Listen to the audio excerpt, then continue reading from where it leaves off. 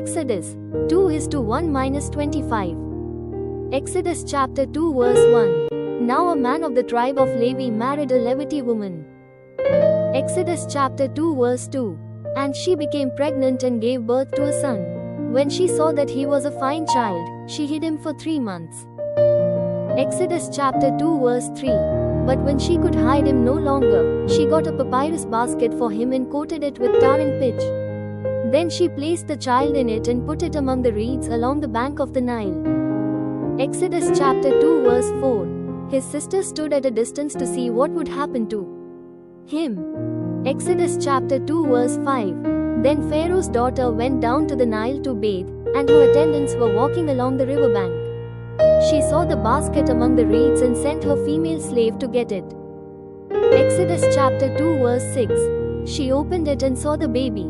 He was crying, and she felt sorry for him. "This is one of the Hebrew babies," she said. Exodus chapter 2 verse 7.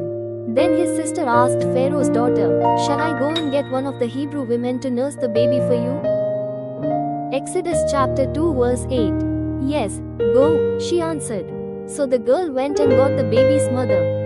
Exodus chapter 2 verse 9. Pharaoh's daughter said to her, "Take this baby and nurse him for me, and I will pay you." So the woman took the baby and nursed him. Exodus 2:10. When the child grew older, she took him to Pharaoh's daughter and he became her son. She named him Moses, saying, "I drew him out of the water." Exodus 2:11. One day, after Moses had grown up, he went out to where his own people were and watched them at their hard labor. He saw an Egyptian beating a Hebrew, one of his own people.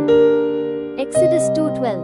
Looking this way and that and seeing no one, he killed the Egyptian and hid him in the sand. Exodus 2:13. The next day he went out and saw 2 Hebrews fighting. He asked the one in the wrong, "Why are you hitting your fellow Hebrew?" Exodus 2:14. The man said, "Who made you ruler and judge over us? Are you thinking of killing me as you killed the Egyptian?" Then Moses was afraid and thought, "What I did must have become known." Exodus 2:15. When Pharaoh heard of this, he tried to kill Moses, but Moses fled from Pharaoh and went to live in Midian, where he sat down by a well. Exodus 2:16. Now a priest of Midian had 7 daughters, and they came to draw water and fill the troughs to water their father's flock. Exodus 2:17. Some shepherds came along and drove them away, but Moses got up and came to their rescue and watered their flock. Exodus 2:18. When the girls returned to Reuel their father, he asked them, "Why have you returned so early today?" Exodus 2:19.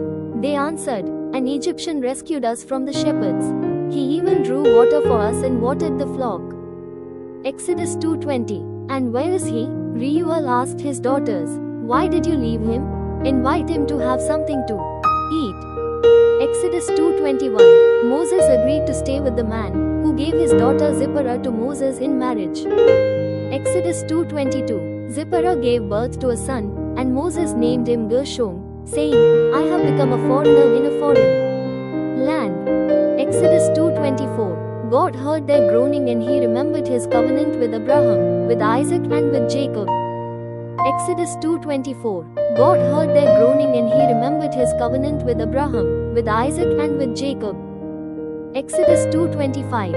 So God looked on the Israelites and was concerned about them.